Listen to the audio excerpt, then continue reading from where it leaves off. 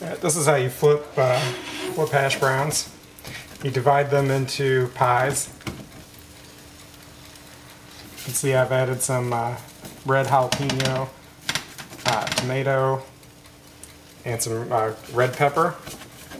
So what you want to do is you want to pat them down, make sure all the fillings in the hash brown are nicely compacted so they'll flip properly.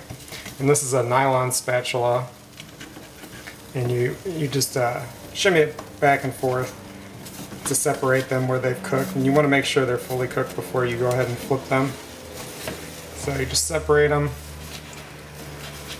all nice and separated, and then just gently and firmly pat them down into triangles. So here's the magic trick here, and if they're coming apart, you know, either you've got too many fillings pushed together, you know, just pat them back down like that. So you get your spatula underneath, pull it over on top of the hash brown right next to it. You just flip it like a book. And if the bottoms aren't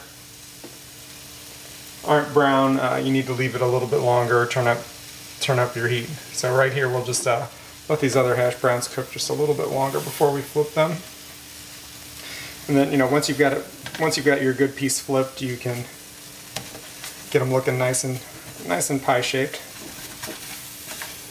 So here we go. This one's moving around nice and freely.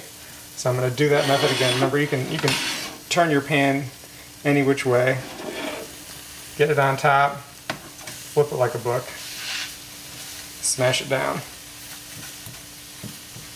And again, this is no oil, a bunch of fresh garden veggies, and this is Cascadian Farms organic. So you see how I just pulled the pie right on top of the other pie, and then just flip it like a book. Plop it into place.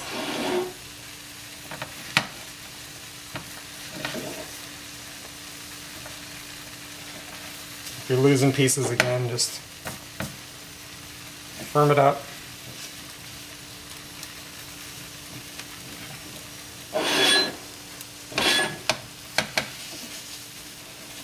You just want to gently slide it on top of the hash brown next to it. Flip it. Pat it down.